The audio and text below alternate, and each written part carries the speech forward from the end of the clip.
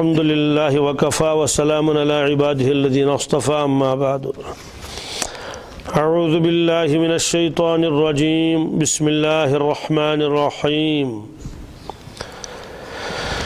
اهدنا الصراط المستقیم صراط الذین انعمت علیہم غیر المغضوب علیہم ولا الضالین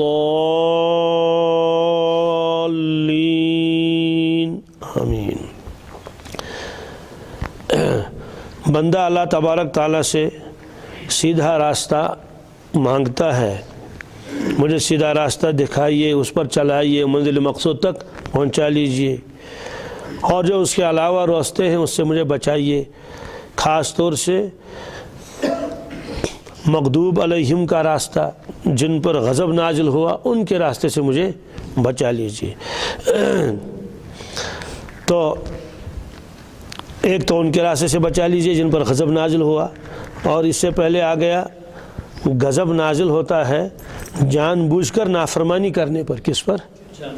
جان بوجھ کر نافرمانی کرتا ہے، معلوم ہے، صاحب علم ہے، پھر بھی نہیں مانتا ہے، بے باک ہے، گستاخ ہے، اس پر غضب نازل ہوتا ہے۔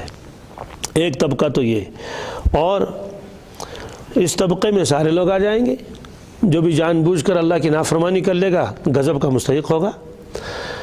کامل ترین فرد اللہ کے نبی صلی اللہ علیہ وسلم نے فرمایا وہ یہود ہیں۔ کیا جی، یہود ایسے بے باک تھے کہ تصور بھی نہیں آ سکتا، اور ایسے گستاخ تھے کہ آدمی حیران ہو جاتا ہے۔ دیکھیے کس قدر گستاخ تھے، اللہ تعالیٰ رحم فرمائے، یعنی اللہ تبارک تعالیٰ کی بھی کوئی پرواہ ان لوگوں کو نہیں تھی۔ قرآن پاک میں ایک آیت ہے، یہ آیت نازل ہوئی، من ذا الذی یقرض اللہ قرضا حسنا۔ اللہ تعالیٰ فرماتے ہیں کون ہے آپ لوگوں میں سے جو اللہ تعالیٰ کو قرض حسن دے؟ قرض چاہتا ہے میں اس کا اس پروردگار قرض حسن دی، یعنی اللہ کے نام پر وہ خرچ کر لے، گویا یہ قرض ہے اللہ کے ذمے، اور اللہ تعالیٰ واپس دے دیں گے یہ قرض آپ کو۔ تو جب اللہ تعالیٰ نے یہ قرض مانگا گویا اللہ بندوں سے، اس کی تفصیل تو آگے آئی جائے گی، اس کو قرض کیوں کہا، پھر حسن کیوں کہا، وہ تفصیل یہاں مقصود نہیں ہے۔ تو بہرحال یہ مانگ لیا انہوں نے کہ کون ہے جو اللہ تبارک تعالیٰ کیا دے دے، قرض دے، قرض حسن دے دے۔ تو یہ آیت سننے کے بعد آپ کو معلوم ہے یہود نے کیا کہا؟ یہود نے کہا نعوذ باللہ من ذالک ان اللہ فقیر ونحن اغنیاء، کہ دیکھیے اللہ تبارک تعالیٰ کنگال ہو گیا، فقیر ہو گیا ہے، ہم مالدار ہیں۔ اس لیے کہ فقیر مانگتا ہے مال کس سے؟ مالداروں سے۔ عام طور پر دنیا میں کون مانگتا ہے؟ فقیر تو مانگے گا نا مالدار سے، مالدار تو نہیں مانگے گا فقیر سے، اس کے پاس تو ہے نہیں کچھ۔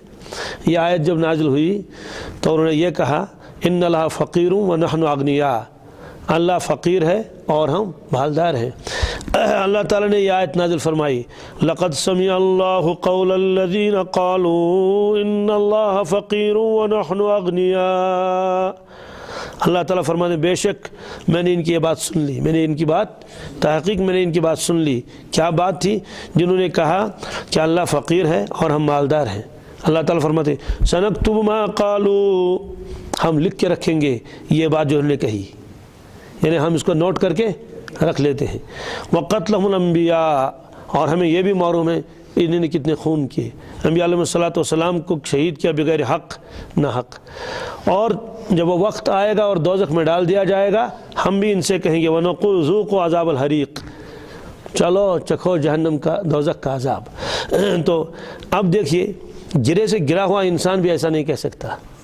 ٹھیک ہے کوئی بخیل ہوگا، سب ہے میشن گنجائش کی، لیکن اس کی جرت تو نہیں کرے گا کہ وہ یہ کہے گا نعوذ باللہ من ذالک اللہ تبارک تعالیٰ تو فقیر ہو گیا ہے اور اس لیے وہ ہم سے کیا کر رہا ہے، وہ ہم سے قرضہ مانگ رہا ہے۔ یہ تو اس وجہ سے فرمایا کہ ان کا راستہ تو زیادہ خطرناک ہے، ان پر غضب نازل ہوا ہے۔ اور اسی طرح سے ایک موقع کے پر کہنے لگے ذرا اگر دیکھتا ہے کہ کوئی یہودی تھوڑا سا غریب ہو گیا ہے تو فوراً کہتا تھا کہ نعوذ باللہ من ذالک اللہ تبارک تعالیٰ کا ہاتھ تو آج بند ہو گیا ہے، یہ قرآن پاک میں ہے۔ وقالت الیہود ید اللہ مغلولہ، یہود نے کہا اللہ تعالیٰ کا ہاتھ تو بند ہی ہو گیا ہے، تمہیں اتھ گومت کیا بند ہی آز اتنگ ونن۔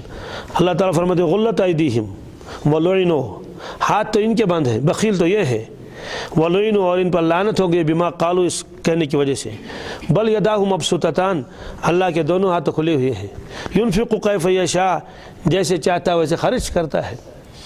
وہ یہ کہنا چاہتے تھے کہ اللہ تعالیٰ بخیل ہو گیا ہے، وانشن دیوانش کبھی کبھی مسلمان بھی اللہ تعالیٰ بچائے کلمہ کفر زبان سے نکالتا ہے۔ کیسے کلمہ کفر زبان سے نکالے گا؟ ایک آدمی ہے تو چونکہ وہ مالداروں کے ساتھ زیادہ اٹھتا بیٹھتا ہے، جب غریب آدمی مالداروں کے ساتھ اٹھے گا نا تو ظاہر سی بات ہے سوائے افسوس کے کچھ ہاتھ تو اس کے آئے گا نہیں۔ اسی لیے منع کیا اللہ کے نبی صلی اللہ علیہ وسلم نے، فرمایا کہ مالداروں کے ساتھ مجبوری تو اٹھ بیٹھ سکتے ہیں، مجبوری کی وجہ ہے کوئی اور بات ہے، لیکن ان کے ساتھ ایسے غیر تعلقات نہیں رکھنے چاہیے، یا تو کوئی مصلحت ہو تو، ورنہ آدمی جو ہے ناشکری میں مبتلا ہو جاتا ہے۔ چونکہ سہ وتھان واریاہن بڑن منو ست پان تس بوڑ بنو پان چھُنہٕ غریب کینٛہہ، تو اکہ دۄہ دوٚپُن ہے تٔمِس اَسہِ کیُتھ اوس کام نہیں گوٚمُت تٔمِس، یہ اس نے میرے سامنے خود کہا۔ یہ ہے وہ خطرناک جملہ کہ اَسہِ سُمبتھ اوس نہٕ تٔمِس کام نہیں اوسُس گوٚمُت تٔمِس۔ دیکھیے یہی تو یہودیت ہے، ایک مسلمان یہ کیوں کہہ سکتا ہے کہ تٔمِس اوس کام نہیں گوٚمُت مےٚ سُمبتھ؟ وہ کہے بھائی میرے مقدر میں ایسے لکھا ہے، یہ اللہ تعالیٰ جانتے ہیں کون غریب ہوگا کون مالدار ہوگا۔ تو اس طرح سے یہ لوگ کہتے تھے کہ نعوذ باللہ من ذالک اللہ تعالیٰ فقیر ہو گیا ہے اور اللہ تعالیٰ بخیل ہو گیا ہے۔ تو اللہ تعالیٰ نے فرمایا کہ میں بخیل نہیں ہوں، میں سخی ہوں، اور یہ بد نصیب خود بخیل ہے، یہ کسی کو کچھ دیتے نہیں۔ تو اس لیے پہلے نمبر پر لائے کن کو؟ یہود کو پہلے نمبر پر اسی وجہ سے لائے کیونکہ یہ جو ہے زیادہ خطرناک ہے یہودی۔ یہ بار بار کیوں لایا گیا یہود اور نصارہ سے بچو، یہود اور نصارہ سے بچو؟ اس وجہ سے کہ اس وقت جو ہے دنیا میں مشرکین بھی تو تھے لیکن یہ اہل کتاب تھے۔ کیوں؟ یہود اور نصارہ اہل کتاب سمجھے جاتے تھے اور یہ بنی اسرائیل تھے۔ اس وجہ سے خطرہ تھا کہ کوئی شخص جو ہے وہ ان کے فریب میں مبتلا نہ ہو جائے۔ بہت اعتراضات بھی کرتے تھے۔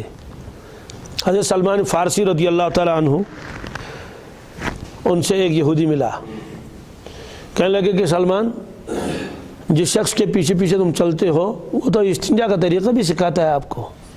بطور اعتراض کے کہا سہ تہ یہ ہچناون کہ میز کت کٹ گژھِ ہین طہارت کت کٹ گژھِ کرُن، مگر تم صاحب تم فرموس وار بالکل واپس فرموس کہ ژےٚ چھے نہٕ وارٕ کتھ بوٗزمٕژ کینٛہہ۔ تمو فرموس یہ تہِ کہ ییٚلہِ پنٕنۍ ضروٗرت پوٗرٕ کرنہٕ خٲطرٕ بِہِو قبلس کن گژھِ نہٕ بُتھ تھڑ کرُن کینٛہہ تہِ، دٔچھنہِ اَتھٕ کٔرۍزیو نہٕ استنجا کینٛہہ، اور یِتھَے کٲٹھۍ پھلدار کُلِس تل کٔرۍزیو نہٕ پِشاب کینٛہہ تہِ۔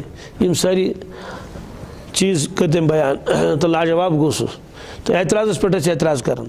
اس لیے اللہ تعالیٰ نے یہ فرمایا کہ ان دونوں فرقوں سے خاص طور سے آپ اللہ تبارک تعالیٰ سے بچنے کی دعا مانگ لیجیے۔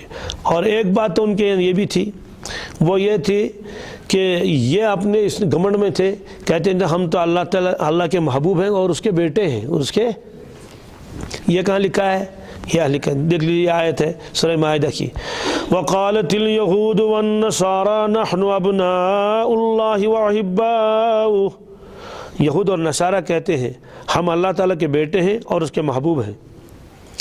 اس لیے کہ بیٹوں کو تو دوسرے کے پیچھے اب چلنے کی کوئی ضرورت نہیں ہے، اپنا مذہب چھوڑنے کی ضرورت نہیں ہے۔ قل آپ فرما دیجئے یا رسول اللہ فلم یعذبکم بذنوبکم، پھر تمہارے اوپر عذاب کیوں آتا ہے؟ پھر تمہارے اوپر کیونکہ کوئی اپنے بیٹے کو تو عذاب نہیں دیتا، کوئی اپنے محبوب کو عذاب نہیں دیتا، پھر تمہارے اوپر عذاب کیوں آتا ہے؟ تو اس طرح سے یہ لوگ اپنے آپ کو کیا کیا نہیں کہتے تھے۔ تو کبھی تو کہتے تھے کہ یہود اور نصارہ کے علاوہ کوئی جنت میں نہیں جائے گا، یہ قرآن پاک میں ہے، وَقَالُوا لَن يَدْخُلَ الْجَنَّةَ إِلَّا مَنْ كَانَ هُودًا أَوْ نَصَارَىٰ۔ وقالوا اور کہنے لگے لن يدخل الجنت، ہرگز ہرگز جنت میں نہیں داخل ہوگا، الا مگر وہ شخص کان یہودن کان ہودن اور نصارہ، جو یہودی ہوگا یا نصرانی ہوگا، بس اس کے علاوہ کوئی جنت میں جانے والا ہے نہیں، یعنی مسلمان بھی جنت میں نہیں جائیں گے، بس یا تو یہودی جائے گا یا تو نصرانی جائے گا۔ تلک امانیہم، اللہ تعالیٰ فرماتے ہیں یہ تو ان کی آرزوئیں ہیں، فقط خیالات ہیں یہ۔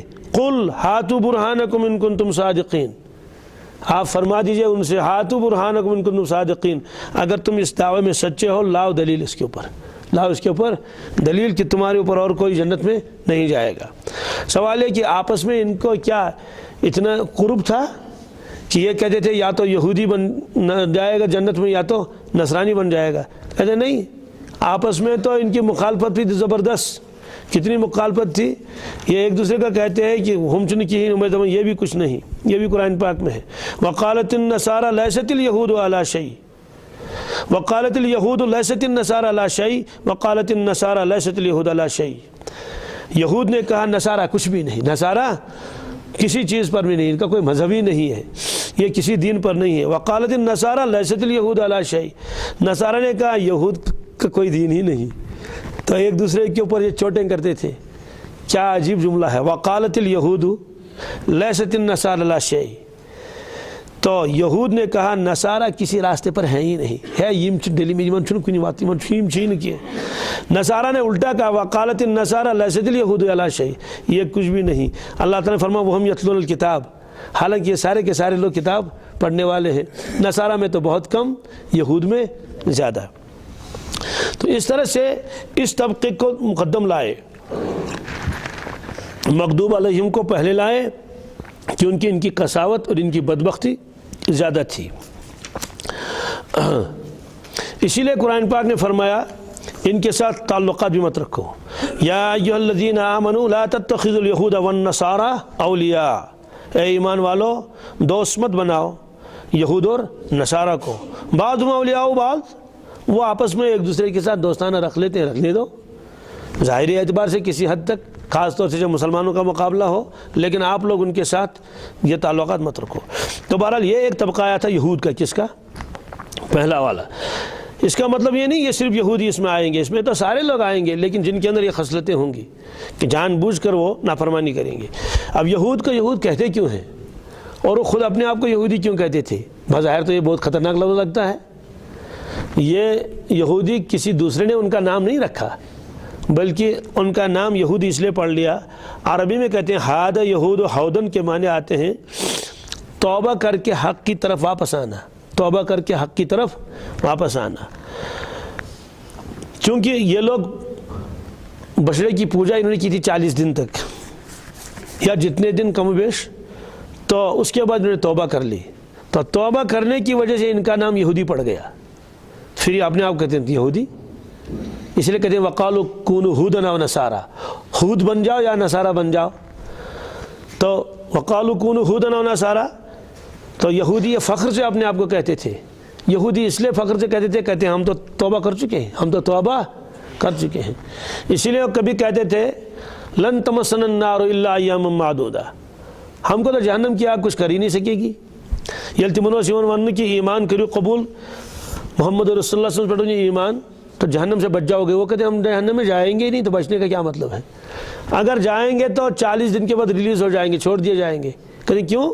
کہتے ہیں 40 دن میں ہمارے آبا و اجداد نے بچڑے کی پوجا کی تھی، اس کے بعد ہم کو چھٹی مل جائے گی، لہٰذا کوئی گھبرانے والی بات نہیں۔ تو اپنے ساتھیوں سے کہتے تھے ہے وہاں کا چیز اسلام قبول کرنے ضرورت یم چھ ونان جہنم پتہ عذاب اس کیا کہہ رہے گوڑ گژھو نہ جہنمس کہین، نحن ابناء اللہ و احباہ، ہم تو اللہ تعالیٰ کے محبوب ہیں، اس کے بیٹے ہیں، اور بالفرض اگر ڈال دیا جائیں گے تو چند دنوں کے بعد چھوٹ جائیں گے، معاملہ ختم۔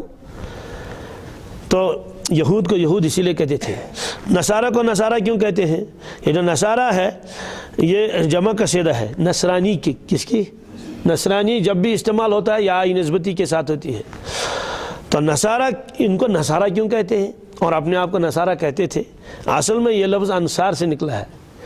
عیسیٰ علیہ السلام نے فرمایا تھا من انصاری اللہ، بھائی اللہ تعالیٰ کے لیے میرا مددگار کون بنتا ہے تم میں سے؟ دین کے کاموں میں میری مدد کون کر لے گا؟ من انصاری اللہ۔ تو ان کی جو جماعت تھی حوارین کو کہتے ہیں قال الحواریون نحن انصار اللہ، انہوں نے کہا کہ ہم انصار اللہ ہیں، مدد کرنے والے ہیں۔ اس اعتبار سے تو نصرانی اس طبقہ کو کہتے ہیں جنہوں نے عیسیٰ علیہ السلام کی مدد کی تھی اس وقت، اور اس کی جماعتی نصارہ۔ لیکن بعد میں تو ظاہر سی بات ہے، بعد میں تو اس عقیدے پر نہیں رہے، سب کچھ بدل چکا، اس وجہ سے نام تو وہی رہا لیکن عقیدہ اور اعمال یہ سب ختم ہو گئے۔ یہود کا نام تو یہود آج بھی ہے، لیکن جو یہود کی اصل معنی ہے وہ ان کے اندر پائے نہیں جاتے ہیں، ورنہ یہود اچھا لفظ ہے، نصارہ اچھا لفظ ہے، لیکن چونکہ اب یہ لفظ اتنا ایسا ہو چکا ہے کہ کوئی اس کو اپنی زبان پر لانا بھی گوارا نہیں کرتا۔ جیسے بنی اسرائیل کا لفظ کتنا خطرناک لگتا ہے، لیکن معنی کے اعتبار سے دیکھو کتنا اچھا ہے۔ بنی اسرائیل کا مطلب کیا ہے؟ یعقوب علیہ السلام کی اولاد، بنی معنی اولاد، اسرائیل لقب ہے یعقوب علیہ السلام کو، اور یہ قرآن پاک میں ہے۔ اسرائیل یہ دو لفظوں سے مل کر بنا ہے۔ اسرائیل، اسرا کے معنی آتے ہیں عبد، کیا؟ ایل معنی اللہ، جیسے جبرائیل، میکائیل، اسرافیل، عزرائیل، تو یہ سب ان کے یہی معنی ہیں، ان کی سب نسبت ہوتی ہے اللہ تعالیٰ کے، کسی کا عبد الرحمن، کسی کا عبداللہ، کسی کا کچھ، تو اسرائیل کے معنی تھے عبداللہ، تو نام کے معنی اس کے کتنے بہترین ہیں۔ تو اس طرح سے ان دو طبقوں کا تذکرہ آیا خاص طور سے، کیونکہ کتاب انہی کے پاس تھی، ان کو اہل کتاب کہا جاتا تھا، لیکن پہلے نمبر پر لائے کن کو؟ یہود کو، کیونکہ ان کی جو دشمنی ہے یہ زیادہ خطرناک ہے ان کے مقابلے میں، اور اس کا بیان قرآن پاک میں بھی ہے۔ سن لیجیے اللہ تعالیٰ کیا فرماتی ہیں۔ اللہ تعالیٰ فرماتے ہیں کہ دشمن تو یہ دونوں ہیں مسلمانوں کے، لیکن وَلَتَجِدَنَّ أَقْرَبَهُمْ مَوَدَّةً لِلَّذِينَ آمَنُوا الَّذِينَ قَالُوا إِنَّا نَصَارَى، اس سے پہلے آیت ہے لَتَجِدَنَّ أَشَدَّ النَّاسِ عَدَاوَةً لِلَّذِينَ آمَنُوا الْيَهُودَ وَالَّذِينَ أَشْرَكُوا، آپ ضرور پائیں گے لوگوں میں سب سے زیادہ دشمن لِلَّذِينَ آمَنُوا ایمان والوں کے، مسلمانوں کے، الْيَهُودَ یہود کو سب سے زیادہ دشمن آپ پائیں گے، وَالَّذِينَ أَشْرَكُوا اور مشرکین کو، وَلَتَجِدَنَّهُمْ أَقْرَبَهُمْ مَوَدَّةً لِلَّذِينَ آمَنُوا الَّذِينَ قَالُوا إِنَّا نَصَارَى، اور آپ ضرور پائیں گے ان کے مقابلے میں زیادہ محبت کرنے والے ایمان والوں کے ساتھ وہ لوگ جنہوں نے اپنے آپ کو کہا اِنَّا نَصَارَى، ہم نصارہ ہیں۔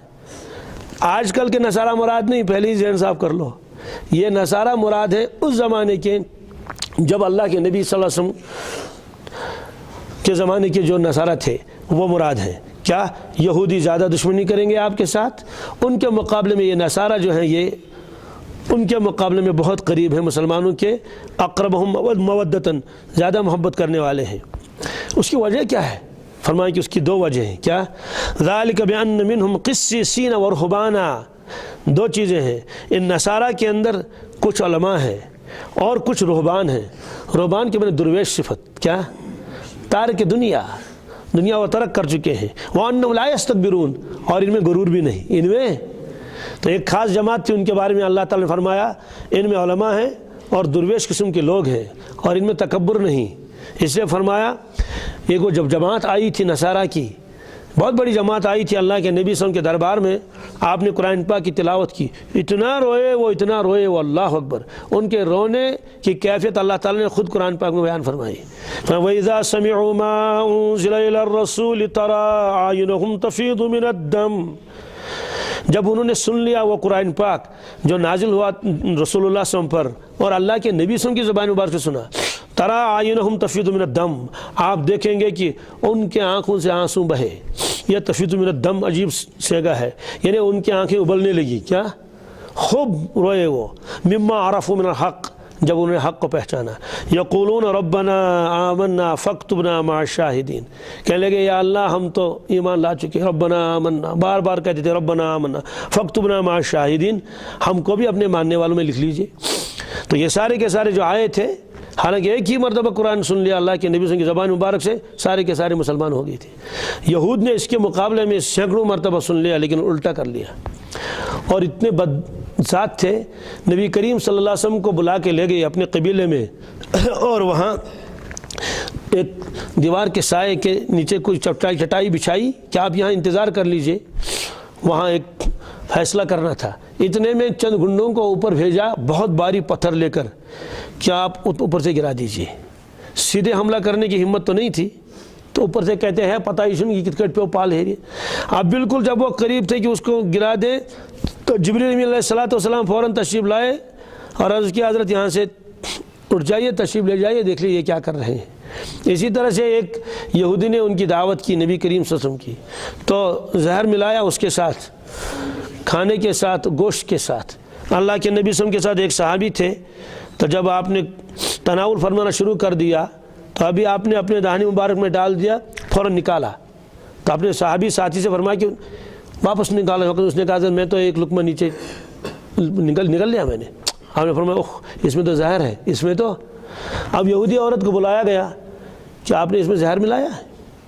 انہوں نے کہا جی ملایا۔ کہ کیوں ملایا؟ کہا اس لیے ملایا اگر آپ اللہ کے سچے نبی ہیں تو کچھ بھی نہیں ہوگا، اور اگر آپ وہ نہیں ہیں تو پھر آپ کا رہنا گویا کہ رہنے سے زیادہ جانا ہی بہتر ہے، اس لیے کہ یہ تو جھگڑے چل رہے ہیں یہاں وہ اور یہ، اور آپ ہماری مخالفت کرتے ہیں اور کیا کیا۔ تو یہ ایسے خطرناک قوم تھی۔ تو نصارہ ان کے مقابلے میں بہت نرم تھے۔ نجران کے نصارہ بھی ایک مرتبہ آئے تھے مباہلہ کرنے کے لیے، لیکن مباہلہ کیا نہیں، واپس چلے گئے۔ حبشہ تشریف لے گئے مسلمان، حضرت عثمان غنی رضی اللہ عنہ، حبشہ جس کو نجاشی کہتے ہیں، حبشہ کے بادشاہ کا لقب تھا نجاشی۔ حالانکہ اللہ کے نبی صلی اللہ علیہ وسلم کو دیکھا نہیں، لیکن مسلمانوں کے ساتھ ایسے ہمدردی سے پیش آئے، کچھ کہنے کی بات نہیں۔ اور اس کے بعد مکہ شریف کے کافر وہاں پہنچے حبشہ، وہاں کے بادشاہ کو کہا نجاشی کو کہ ان کو واپس بھیج دیجئے، یہ تو ایسے اور ویسے ہیں۔ انہوں نے کہا نہیں ایسے تو نہیں بھیج سکتا میں، ان کو بلا کے لاؤ۔ بلا کے لائے اور ان سے بات معلوم کر لی کہ کیا بات ہے، آپ یہ کیوں آئے ہیں آپ کے پاس واپس لینے کے لیے؟ تو حضرت جعفر رضی اللہ تعالیٰ عنہ انہوں نے تقریر کر دی وہاں، اصل حالات یہ ہیں ہم بت پرستی کرتے تھے، اللہ تعالیٰ نے اپنا نبی صلی اللہ علیہ وسلم ہمارے اندر بھیجا، ہم مسلمان ہو گئے، تو اب وہ پھنس گئے، کیا کریں گے؟ یہ نجاشی کسی طرح سے ان پر غصہ ہو جائے، امزگس خاصن شرار تھی کچھ من کیا کروں سزا دوں۔ تو کافروں نے فوراً کہا عیسیٰ علیہ السلام کے بارے میں پوچھ لیجیے ان سے کیا عقیدہ ہے۔ ان کا معلوم تھا کہ وہ تو اللہ تعالیٰ کا بیٹا مانتے نہیں مسلمان ان کو۔ تو اس پر سورہ مریم کی تلاوت کی حضرت جعفر نے، اور نجاشی اتنا رویا اللہ اکبر، تو گھاس کا تنکا زمین سے اٹھا کے کہا اس سے زیادہ عیسیٰ علیہ السلام نہیں، یعنی جتنا تم نے کہا اتنا ہی ہے، ابن اللہ نہیں ہے۔ بہرحال کافروں کو واپس کر دیا، کہا جب تک یہ رہنا چاہیں میرے ملک میں رہنے دیجیے۔ پھر مسلمان ہو گیا تھا، اسی لیے اللہ کے نبی صلی اللہ علیہ وسلم نے ان کا جنازہ پڑھا دیا تھا، یہ ان کی خصوصیت تھی۔ جنازہ والا مسئلہ مجھے اس وقت نہیں بتانا ہے، تو یہ اس لیے قرآن پاک نے فرمایا کہ ان کے اندر دو قسم کے لوگ ہیں، ایک تو کچھ علماء ہیں اور کچھ درویش قسم کے لوگ ہیں۔ درویش قسم کے لوگ بزرگ، تو معلوم یہ ہوا کہ جہاں بزرگ قسم کے لوگ ہوتے ہیں ان کے اثرات ماننے والوں پر زیادہ پڑتے ہیں، جو ان کے پیچھے پیچھے چلتے ہیں، ان میں کبر نہیں ہوتا، وہ لڑاکو قسم کے آدمی نہیں ہوتے ہیں، وہ معترض نہیں ہوتے ہیں، ان کے اثرات ان میں پڑ جاتے ہیں۔ تو بہرحال پہلے میں تو تذکرہ کیا مغضوب علیہم کا، دوسرے میں تذکرہ کیا ضال کا۔ کس کا؟ یہ ضالین کیا ہے؟ یہ اسم فاعل کا صیغہ ہے۔ کس کا؟ دل یدل کے معنی آتے ہیں گمراہ ہونا، دل یدل کے معنی آتے ہیں گمراہ ہوتا کیوں ہے آدمی؟ گمراہ ہوتا ہے آدمی جہل کی وجہ سے۔ کس کی وجہ سے؟ علم نہیں ہے، علم ختم ہو گیا ہے، اس کی وجہ سے جہالت آ گئی، پھر وہ جہالت کی وجہ سے اپنے آپ کو سمجھتا ہے کہ میں صحیح راستے پر ہوں۔ تو یہ جو جہالت ان کے اندر آ گئی، وہ جہالت کیوں آئی، اس کی وجہ کیا ہے؟ اس کی وجہ قرآن پاک میں دیکھیے میں آپ کو بتاتا ہوں۔ اصل میں جب دیکھا کہ اللہ تبارک تعالیٰ تک پہنچنے کے لیے یہ گناہ چھوڑنے ہیں، یہود نے کہا یہ تو ہم سے ہوگا نہیں، یہ تو ہم سے تو ہوگا نہیں، تقوی پرہیزگاری اور وہ یہ۔ انہوں نے کہا بھائی چھوڑ دو اس کو، دین کو ہی چھوڑو، ایسا کون ہاتھ واج پر پکت کہ نصارہ نے جب دیکھا کہ دنیا کے کاموں میں مشغول ہو جائیں گے تو اللہ ملنا مشکل ہے، اس لیے انہوں نے کہا کہ دنیا ہی کو چھوڑ دو۔ دیکھیے دو چیزیں ہیں، ایک طبقے نے کہا کہ دین ہی چھوڑ دو، کیا معاملہ یہ ختم، دوسرے طبقے نے کہا دنیا چھوڑو۔ تو نصارہ نے دنیا کو چھوڑ دیا اور وہ لگے غاروں میں جانے کے لیے۔ دبک نہ کرو کھاندری، نہ شو باغی، نہ شو ٹینشنی، نہ شو پریشانی، بس اللہ اللہ کرو۔ تو یہ لوگ اس نیت سے گئے تھے، اور نیت ان کی اچھی تھی۔ قرآن پاک نے خود فرمایا ان کی نیت اچھی تھی، ان کی نیت ابتدا میں، اس لیے یہ لوگ جاتے تھے گرجا گھروں میں، اس لیے کہتے تھے کہ ہم شادی بھی نہیں کریں گے، شادی کریں گے تو پھر تو اہلیہ کو پالنا پڑے گا، ہمارے اللہ اللہ کرنے میں ہم کو یہ چیزیں رکاوٹ بنے گی۔ اس لیے نصارہ نے کیا کیا؟ نصارہ نے تو دنیا کو ترک کر لیا اور جنگلوں میں گئے اور غاروں میں بیٹھے اور وہیں اللہ اللہ کرنے لگے، یہاں تک کہ موت آتی تھی ان کو وہیں۔ اب لوگ ادھر ہی سے کچھ ان کے لیے لے جاتے تھے. تو ایک طبقہ ان میں ایسا تھا, انہوں نے کہا ہم سے تو یہ ہوگا نہیں, اس لیے دنیا میں رہے, اس لیے انہیں اعمال چھوڑ دیے. یہود نے تو بالکل ہی چھوڑ دیا. اب یہ کہاں لکھا ہے کہ اللہ تبارک تعالیٰ یہ انہوں نے ایسا کیا؟ یہ قرآن پاک میں ہے. قرآن پاک میں کیا ہے؟ پہلے تو نوح علیہ السلام کا تذکرہ ہے, پھر ابراہیم علیہ السلام کا تذکرہ ہے, ان کی نبوت کا تذکرہ ہے. اس کے بعد فرمایا ثم قفینا علی آثارہم برسلنا. ابراہیم علیہ السلام کے بعد ہم نے بہت سے نبیوں کو بھیجا ان کے نقش قدم پر, یعنی ان کے قدموں ان کے پیچھے پیچھے. وقفینا بعیسی ابن مریم, اور پھر آخر میں ہم نے عیسیٰ علیہ السلام کو بھیجا ابن مریم. وآتیناہ الانجیل, اور ہم نے ان کو انجیل دے دی. وجعلنا فی قلوب الذین اتبعوہ رأفۃ ورحمہ, اور عیسیٰ علیہ السلام کے ساتھ چلنے والوں کے دلوں میں ہم نے نرمی ڈالی تھی اور مہربانی. انہیں بہت نرم دل تھے. کیا تھے؟ عیسیٰ علیہ السلام کے جو حوارین تھے, اللہ تعالیٰ فرماتے ہیں ہم نے ان کے دلوں کو نرم بنایا تھا, اور وہ بڑے مہربان تھے دوسروں کے اوپر. مزاج میں سختی نہیں تھی, مزاج میں تیزی نہیں تھی, بڑے رحم دل والے تھے. اور اس کے بعد کیا کیا؟ فرمایا وَرَهْبَانِيَّةً ابْتَدَعُوهَا وَرَهْبَانِيَّةً ابْتَدَعُوهَا مَا كَتَبْنَا عَلَيْهِمْ. پھر انہوں نے دنیا کو ترک کیا, رہبان بن گئے. رہبان کسے کہتے ہیں؟ گھر بار ترائیت سنن تو واتن کو جنگلس مز. اور رسول پاک فرمایا لا رہبانیت فی الاسلام, اسلام میں رہبانیت نہیں. کیونکہ ایک شخص نے عرض کیا تھا یا رسول اللہ صلی اللہ علیہ وسلم, میں نے ایک جگہ چشمہ دیکھا, بہترین پانی ہے, میں وہیں زندگی گزارنا چاہتا ہوں, یہاں آؤں گا ہی نہیں بستی میں بھی ہم کہتی کرا اللہ اللہ. تو رسول اللہ سے فرمایا 70 برس وہاں اللہ اللہ کرو گے جتنا ثواب وہاں ملے گا. ظاہر سی بات ہے 70 برس تک جو اللہ اللہ کرے گا, کسی کی غیبت نہیں کرے گا, اکیلا ہے, چوری نہیں کرے گا, گناہ کوئی نہیں کرے گا, اور بہت اللہ اللہ کرے گا. فرمایا 70 برس تک وہاں اللہ اللہ کرو گے, جتنا ثواب آپ کو وہاں ملے گا اتنا ثواب آپ کو اپنی بستی میں 1 گھنٹے کا ملے گا. کتنا؟ 1 گھنٹہ دین پر چلو, 1 گھنٹہ سنت کے مطابق زندگی گزارو تو 70 سال سے زیادہ ثواب اللہ تعالیٰ اس کو دے گا.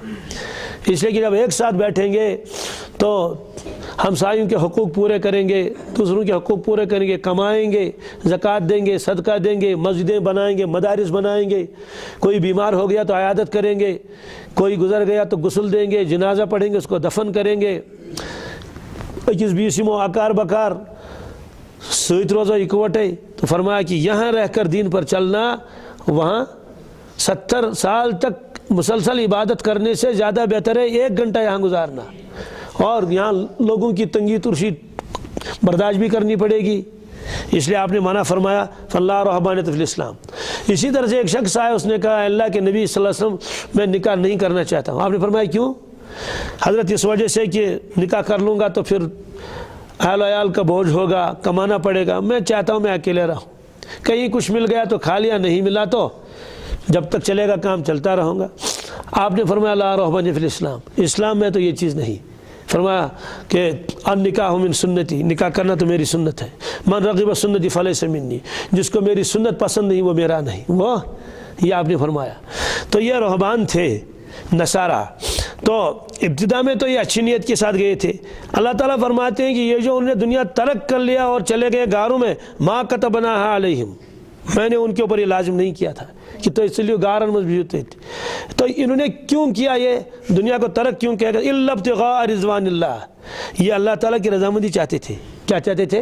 نیت ان کی اچھی تھی, رسنیت حسن, لیکن فما رعوها حق رعایتها, لیکن وہ اس کو نبھا نہ سکے بعد میں, وہ اس کو پھر بعد میں نبھا نہیں سکے. یعنی ابتدا جیسے ہوئی تھی ان کی, بعد میں نبھا نہیں سکے کہ ترک دنیا کر کے وہاں بیٹھیں گے. اسی لیے اس میں 2 قسم کے افراد ہوتے ہیں. ایک تو وہ پادری ہوتے ہیں, نکاح نہیں کرتے. ایک ان کی عورتیں ہوتی ہیں, نن ان کو کہتے ہیں, ننز. وہ کیوں نہیں کرتے نکاح؟ مرد کہتے ہیں کہ عیسیٰ علیہ السلام نے نکاح نہیں کیا لہٰذا ہم اس کے نقش قدم پر نکاح نہیں کریں گے. اور عورتیں کہتی ہیں کہ مریم علیہ السلام کا نکاح نہیں ہوا تھا لہٰذا ہم نکاح نہیں کریں گے. لیکن ظاہر سی بات ہے وہاں تو عالم دوسرا تھا, یہاں یہ لوگ نکاح نہیں کرتے ہیں, لیکن پھر آگے کیا ہوتا ہے اس کو کہنے کی کوئی ضرورت نہیں ہے. اس لیے یہ گمراہ کیسے ہو گئے؟ چونکہ علم نہیں تھا, عبادت بہت کرتے تھے, اس کی وجہ سے ان کا عقیدہ کتنا بگڑا, اتنا عقیدہ بگڑا کہ گویا کہ یہود کا بھی عقیدہ اتنا بگڑا ہوا نہیں تھا. وہ یہ تھا کہ یہ عیسیٰ علیہ السلام کو پھر سیدھے ہی اللہ کہنے لگے. کیا کہنے لگے؟ اللہ. اور یہ قرآن پاک میں ہے. قرآن پاک میں کیا ہے؟ قرآن پاک میں ہے کہ ان اللہ هو المسیح